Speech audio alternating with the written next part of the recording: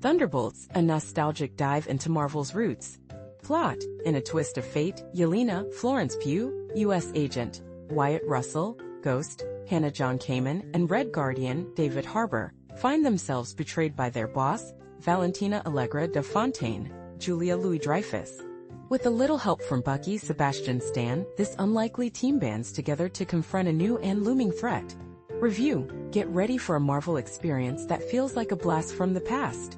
Thunderbolts is shaking things up with a fresh approach that sets it apart from the usual superhero spectacle. With a budget that seems more modest than the blockbuster norm, this film dials down the explosions and over-the-top heroics, aiming for a more intimate storytelling style. It's a bold move, and while it's uncertain if audiences who are used to the grandiose Marvel formula will embrace this new vibe, it's commendable that the studio is venturing into uncharted territory. This film harkens back to the early days of the Marvel Cinematic Universe, reminiscent of the original Iron Man. It takes its time to develop characters, steering clear of a traditional villain and instead opting for a surprisingly thoughtful climax that feels refreshing. However, don't be fooled, there's still a fair amount of exposition tying this film into the larger Marvel universe. With most of the cast already lined up for Avengers, Doomsday, Thunderbolts feels more like a prelude to something bigger rather than a standalone triumph. So while it captures that old-cool Marvel charm, it also carries the weight of being a setup for future adventures, reminiscent of films like Iron Man 2 and Thor. Despite its challenges, Thunderbolts shines thanks to its talented cast.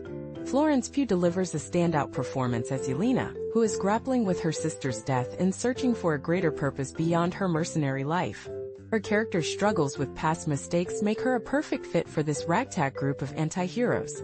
While Sebastian Stan's return as the Winter Soldier is exciting, it's Wyatt Russell's portrayal of the disgraced U.S. agent that truly captivates. His initial standoffishness gives way to a compelling redemption arc, making him, Pugh, and Lewis Pullman's Bob, the unwitting victim of Valentina's experiments, the emotional core of the film. On the lighter side, David Harbour's Red Guardian brings much-needed humor to the mix, balancing the film's heavier themes of trauma. His character's simplicity adds a touch of levity, making the film more enjoyable. Meanwhile, Ghost, played by Hannah John Kamen, has a smaller role, and Olga Kurylenko's Taskmaster barely makes an impact, which is a bit disappointing.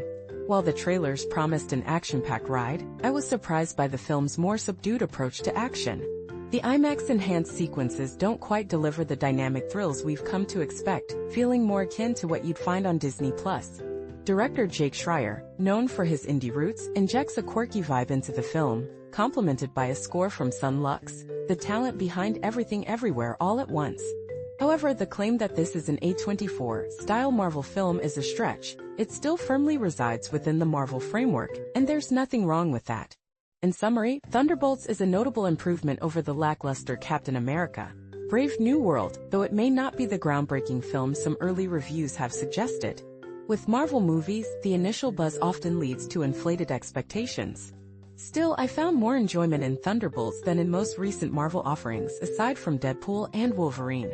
While the bar hasn't been set particularly high lately, this film is a solid entry that could steer the franchise back toward investing in new characters and rekindling our favorite heroes.